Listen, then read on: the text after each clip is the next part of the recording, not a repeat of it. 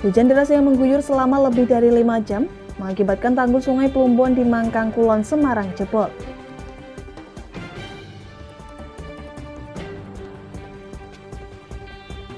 Polisi bangunkan para sopir yang tertidur sembari membagikan nasi bungkus dan kopi di tengah kemacetan Juwana.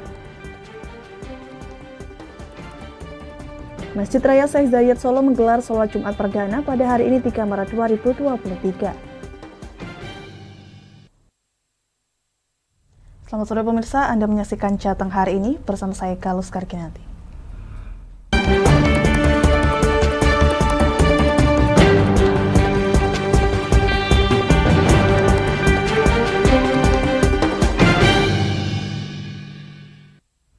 Pemirsa, hujan deras yang mengguyur selama lebih dari 5 jam mengakibatkan tanggul Sungai Plumbon di Mangkang Kulon, Semarang jebol. Debit air yang tinggi mengakibatkan tanggul yang telah terkikis tersebut tidak kuat menahan air, di mana hal ini membuat derasnya air masuk ke dalam perumahan warga.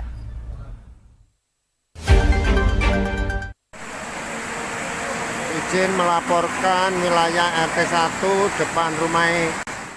Tanggul Sungai Plumbon di Mangkang Kulon, Semarang jebol akibat tidak kuat menahan debit air yang tinggi pada Kamis petang. Tingginya debit air serta derasnya arus sungai mengakibatkan tanggul yang telah terkikis jebol selebar 1,5 meter dengan lubang menganga. Akibat dari jebolnya tanggul ini, sedikitnya 14 rumah yang lokasinya persis di depan tanggul diterjang banjir.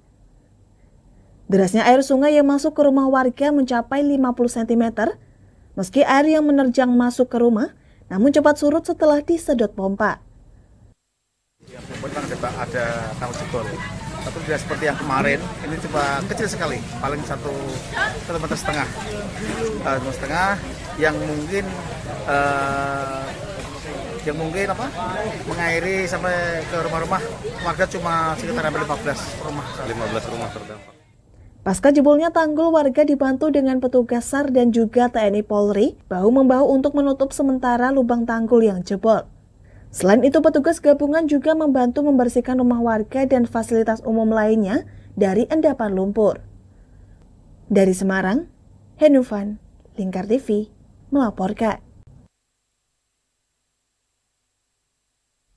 Pemirsa, berbagai cara dilakukan dalam memperingati Hari Saring Nasional yang jatuh pada 3 Maret kemarin. Di Semarang, Jawa Tengah, berbagai komunitas pecinta budaya menggelar peragaan busana jalanan atau dengan istilah sarung on the street sebagai bentuk pelestarian budaya terhadap penggunaan sarung di masyarakat. Seperti apa aksi mereka? Berikut liputannya untuk Anda.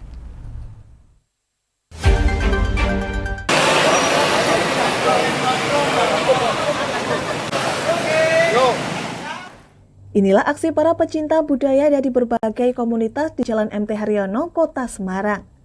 Puluhan orang nampak berlenggak-lenggok layaknya model sambil mengenakan sarung. Peragaan busana ini digelar dalam rangka memperingati Hari Sarung Nasional yang diperingati setiap tanggal 3 Maret. Aksi mereka pun mendapat perhatian masyarakat yang melintas. Selain meragakan busana dengan mengenakan sarung, para pencinta budaya di Kota Semarang ini juga membawa spanduk bertuliskan sarung on the street, beraktivitas dengan sarung dan save sarung. Menurut pembina Klub Merbi selaku Ketua Koordinator, Grace W. Susanto, kegiatan ini diikuti oleh 42 orang dari berbagai komunitas, mulai dari pecinta budaya hingga mahasiswa. Dari berbagai komunitas di Semarang, dari Klub Merbi, dari Bepadi, dari mahasiswa Untak, kemudian juga dari komunitas-komunitas pencinta budaya, bersama-sama kita memperingati Hari Sarung Nasional. Mulai tahun 2019, Jokowi sudah menyatakan tanggal 3 Maret kita memperingati Hari Sarung Nasional. Nah, nggak ada salahnya kita setiap hari, setiap saat, di saat kita bekerja, di saat kita santai, kita menggunakan sarung. Karena sarung adalah salah satu budaya kekayaan dari negeri kita Nusantara. Seluruh provinsi di Indonesia, dari Sabang sampai Merauke, dari Miangas sampai Rote, semua ada memakai sarung, baik pria maupun wanita. Dan seperti yang diketahui, kata sarung sendiri berasal dari bahasa Melayu yang artinya penutup. Adapun jenis sarung sendiri mulai dari sarung batik, lurik, kurung, hingga lingkar. Menurut Krisna Tiastika, selaku penggiat budaya mengungkapkan, bahwa perkembangan sarung saat ini sudah mulai banyak diminati dan bervariasi. Bahkan ada yang dimodifikasi dengan menggunakan tali sehingga memudahkan dalam penggunaannya. Itu kan sarung identik kalau jari itu ribet dan lain sebagainya. Nah justru di sini kita mau ngajak anak-anak muda gimana caranya mereka bisa atau mau mengenakan sarung yang nggak ribet. Kalau pakai celana itu kira-kira apalagi yang street itu kira-kira 3-5 menit. Pakai sarung itu kita bisa praktekkan kurang dari 2 menit. Nah jadi dari situ teman-teman bisa nggak ribet nih pakai sarung. Ternyata sarung itu selain bagus motifnya, kain mulai dari batik, tenun dan lain sebagainya, tapi juga dipakai itu enak, nyaman, dan juga modelnya itu fashionable gitu loh Mas. Melalui sarung on the street yang dilakukan pencinta budaya di Kota Semarang pada peringatan Hari Sarung Nasional ini, diharapkan dapat membuat sarung semakin diminati, juga mampu menggait generasi muda untuk ikut serta dalam melestarikan salah satu khasanah budaya Indonesia. Dari Semarang, Henufan, Lingkar TV, melaporkan. Misal kami akan kembali usai jeda pariwara berikut ini. Tetap bersama kami di Jateng hari ini.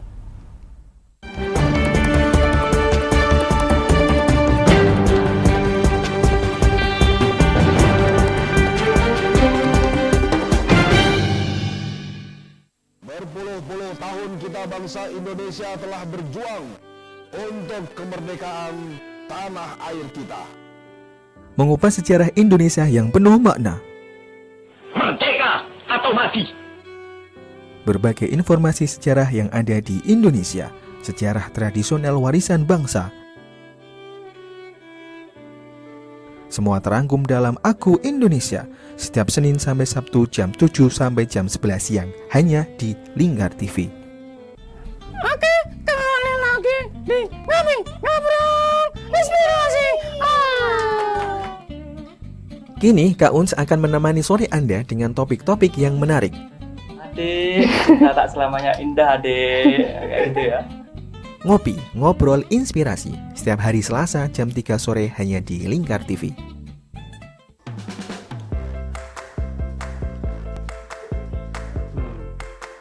Petualangan yang menarik sang pencinta kuliner. Mantul tetap, mantap rasanya pemirsa. Menikmati setiap makanan yang lezat dan mantap saat dihidangkan. Semua hadir di Wayang Kulineran, setiap hari Minggu jam 11 siang hanya di Lingkar TV.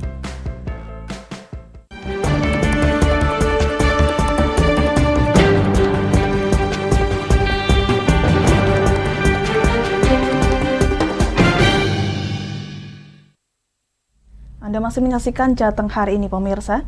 Wali Kota Solo Gibran Rakabuming Raka menolak penundaan pemilihan umum 2024. Hal tersebut menyusul Ketua Umum PDIP Megawati Soekarno Putri yang juga menyatakan penolakan tersebut.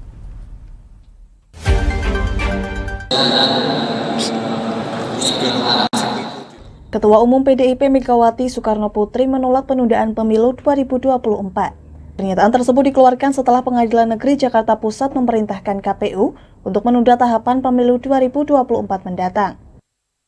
Menanggapi hal tersebut, Wali Kota Solo Gibran Rakabuming Raka berpendapat bahwa pemilu 2024 sudah sesuai dengan keinginan masyarakat. Gibran juga mengatakan bahwa pemilu 2024 sudah sepatutnya dilaksanakan tepat waktu. Di sisi lain, sebagai kader partai PDIP, Gibran mengatakan dirinya akan mengikuti keputusan Ketua Umum PDIP. Apabila Ketua Umum menolak, dirinya juga akan menolak penundaan tersebut. Dalam hal ini, Gibran menegaskan bahwa dirinya sangat setuju dengan tidak ditundanya pemilu 2024 mendatang. Pernyataan Gibran menolak penundaan pemilu 2024 tersebut dilontarkan Gibran usai mengikuti sholat Jumat di Masjid Raya Zayed Solo pada Jumat 3 Maret 2023. Ya, dapat semula saya mengikuti arahan Bu Ketua Umum. Kalau Bu Ketua Umum menolak penundaan, saya juga menolak penundaan. Ya. Itu kan dari salah satu partai yang menuntut, terus KPU akhirnya diminta untuk mengulang lagi, itu gimana Mas? Nah, saya ngikut Bu Ketua Umum.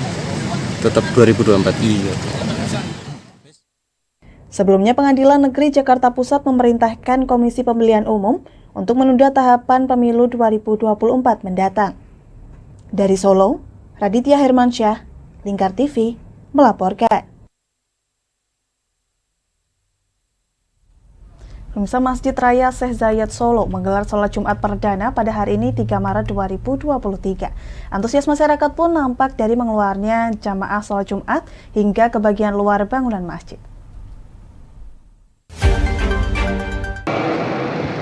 Alhamdulillahirabbil-alamin.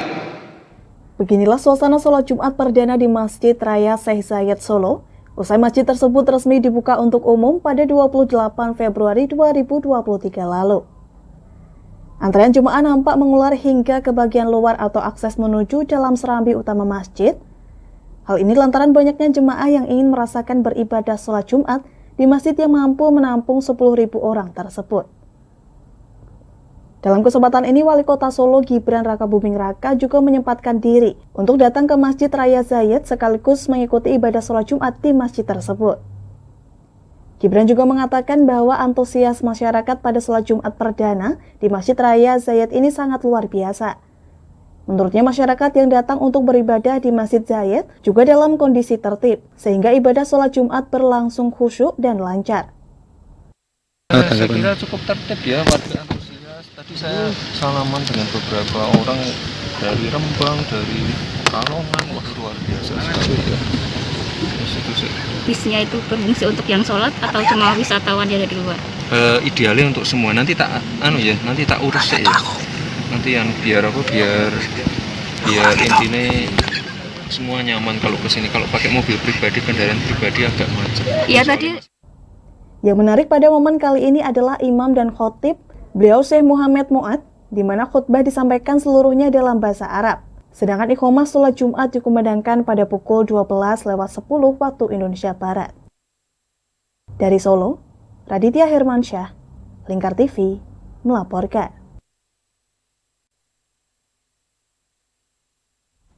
Kami masih akan jeda sejenak, tetap bersama kami di Jateng hari ini.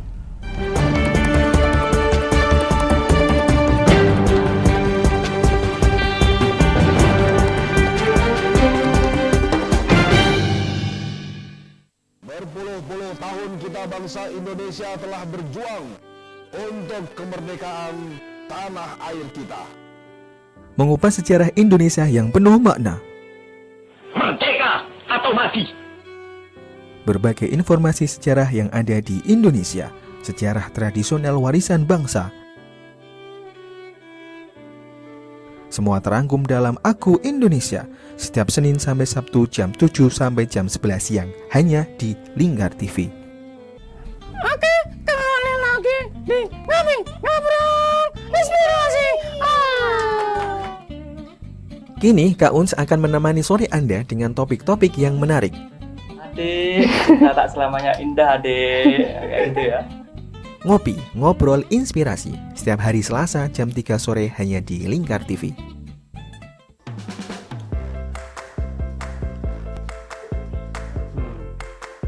Petualangan yang menarik sang pencinta kuliner. Mantu tetap mantap rasanya pemirsa. Menikmati setiap makanan yang lezat dan mantap saat dihidangkan. Semua hadir di Wayai Kulineran setiap hari Minggu jam 11 siang hanya di Lingkar TV.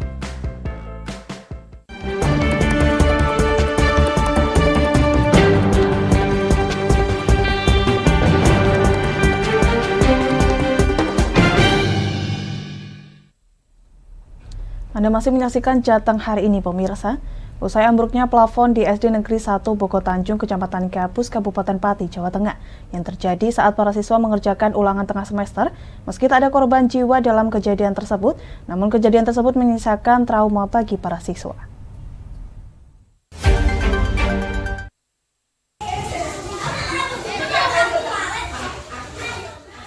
Kejadian plafon ambrol yang menimpa ruang kelas 4 di SD Negeri 1 Bogotanjung terjadi pada 28 Februari lalu sekira pukul 9:45 waktu Indonesia Barat.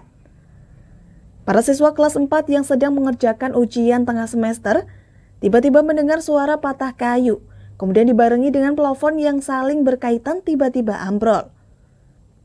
Beruntung 12 siswa kelas 4 langsung berlari untuk menyelamatkan diri, sehingga tidak ada korban dalam peristiwa ini. Meski demikian, kejadian yang tidak pernah disangka tersebut kini meninggalkan trauma bagi sejumlah siswa. Kini para siswa masih harus mengikuti kegiatan ulangan tengah semester yang diselenggarakan di perpustakaan sekolah. Pihak sekolah secara perlahan juga memberikan nasihat dan sosialisasi untuk menghilangkan trauma para siswa kelas 4 SD Negeri 1 Boko Tanjung ini. Pihak sekolah juga berharap para siswa nantinya diharapkan dapat memulai menempati ruang kelas 4 kembali.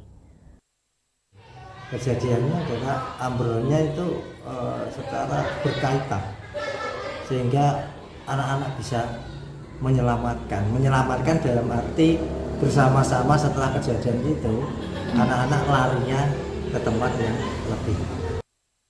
Setelah diselidiki dari pihak sekolah, dalang dibalik peristiwa ini adalah rayap yang menggerogoti kerangka plafon tersebut, sehingga membuat kerangka berukuran 3 x 7 meter tersebut jatuh. Dari kejadian runtuhnya plafon di SD Negeri 1 Boko Tanjung, kerugian materi yang dialami sekolah ditaksir hingga mencapai 7 juta rupiah. Sementara pengajuan perbaikan kembali bisa dilakukan 3 tahun kemudian, lantaran plafon tersebut masih tergolong baru yang diresmikan pada Desember 2021 lalu. Kini pihak sekolah sementara hanya bisa menyemprotkan pestisida rayap supaya mengurangi pengeroposan yang terjadi. Dari Pati, Mutia Parasti, Lingkar TV, melaporkan.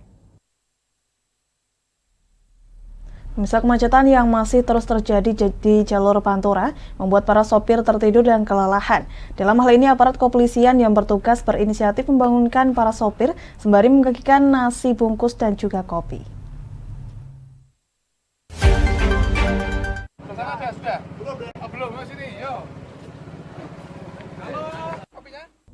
Kepadatan lalu lintas di Jalan Lingkar Selatan serta Jalan Pantura Pati menuju Juwana menyebabkan para sopir truk banyak yang mematikan mesin. Tidak hanya itu, para sopir yang mengantri tersebut juga terlihat kelelahan, ada yang tidur lantaran bosan menunggu, dan tak jarang di antara mereka juga meninggalkan truk untuk menepi sembari bercakap dengan sopir yang lain. Dalam hal ini, aparat kepolisian berupaya membangunkan sopir yang tertidur lantaran kelelahan tersebut, sembari membagikan 1.000 nasi bungkus dan kopi. Rasa simpati kepada rekan-rekan kita, saudara-saudara kita, para sopir. Di mana para sopir ini, mereka menunggu antrian karena di wilayah kami, utamanya di jalur Pantura Pati Rembang, ada pekerjaan jalan, yaitu di Batangan dan di Juwana, perbaikan jembatan. Sehingga kami saat ini memberikan aksi simpati kepada mereka, membagikan nasi bungkus, kemudian kopi. Ini akan terus kita lakukan dalam 1 hari 2 kali, baik pagi maupun malam hari. Kasat lantas menambahkan bahwa kemacetan ini memang tidak bisa dihindari lantaran volume kendaraan muatan besar yang hendak melintas di Pantura Pati cukup banyak, sementara pembangunan jembatan Juwana dan perbaikan jalan di Batangan masih berjalan. Dengan begitu, Kompol Asfalri juga berpesan kepada pengendara untuk tetap berhati-hati dan bersabar, sambil menanti tuntasnya pembangunan yang digadang-gadang akan selesai pada 1 April 2023 mendatang. Dari Pati, Mutia Parasti, Lingkar TV, melaporkan. Pemirsa, Gubernur Jawa Tengah Ganjar Pranowo pada sore ini melakukan kunjungan kerjanya ke Kabupaten Pati, yang mana Ganjar dalam hal ini turut meninjau secara langsung kemacetan serta banjir yang terjadi di Kecamatan Juwana. Dan untuk mengetahui situasi dan kondisi terkini, kami telah terhubung dengan jurnalis Lingkar TV Mutia Parasti. Mutia, bisa Anda kabarkan pukul berapa Gubernur Ganjar Pranowo tiba di Kecamatan Juwana, dan kemudian apa aktivitas pertama Ganjar di sana, Mutia?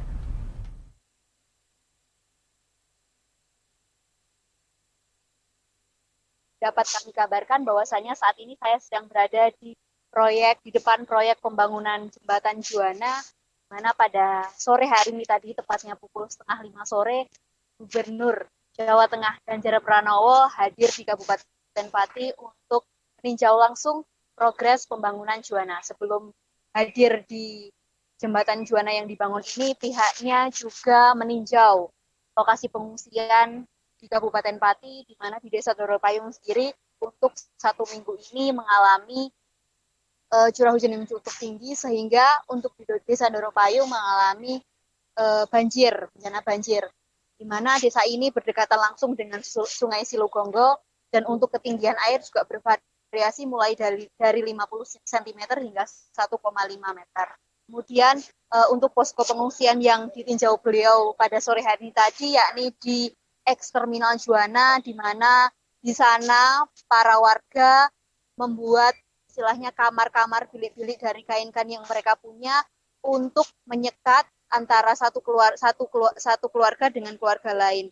Di mana kondisi di sana cukup mengkhawatirkan, mengingat ketika hujan tiba di Eks-Terminal Juwana juga mengalami kebocoran karena atapnya juga berlubang, dan dari masyarakat di sana juga mengalami kesulitan terkait bahan makanan dan istilahnya lokasi untuk memasak. Kemudian pihaknya juga melakukan peninjauan di Balai Desa Doropayung, di mana di sana meskipun tidak ada kamar-kamar atau bilik-bilik, mengingat di sana merupakan balai desa, di sana juga para warga menggelar kasur-kasur untuk beristirahat dikarenakan ketinggian air mulai meninggi dan istilahnya masyarakat cukup terganggu akan hal tersebut. Kemudian untuk informasi bahwasanya di Eks-Terminal Juwana sendiri terdata pengungsi yang ada di lokasi, yakni ada 19 KK dengan 65 jiwa, kemudian di Balai Desa Doropayung ada 19 KK 50 jiwa, dan di sekolah yakni di SD 1 Doropayung terdapat 11 KK 30 jiwa. Begitu Galuh. Baik, Mutia, untuk interaksi Ganjar dengan warga sendiri saat meninjau banjir tadi seperti apa, Mutia? Baik, Galuh. Untuk kunjungan Ganjar Pranowo di sore hari ini tadi, pihaknya juga turut berkomunikasi dengan para pengungsi, mendengarkan istilahnya keluhan-keluhan dari masyarakat, terutama di Desa Doropayung. Mengingat banjir ini juga bukan pertama kali di Desa Doropayung, mengingat ini juga merupakan istilahnya bencana tahunan, dan bagi masyarakat Doropayung yang dahulu juga pernah mengalami bencana banjir pada 2014 dan kemarin pada bulan Desember 2022 maksud kami juga mengalami banjir, dan bulan Februari ini ketinggian air lebih parah dari Desember 2022 lalu. Jadi masyarakat juga mengutarakan bahwasanya mereka membutuhkan bantuan berupa makanan, mengingat mereka juga aktivitasnya terganggu baik dari segi bekerja maupun mencari. Gitu Galuh. Baik, Mutia. Adakah solusi dan penanganan yang Ganjar berikan atau koordinasi dengan Pemkab Kabupaten Pati, mengingat banjir dan juga ditambah dengan kemacetan ini bahkan sudah terjadi lama, Mutia?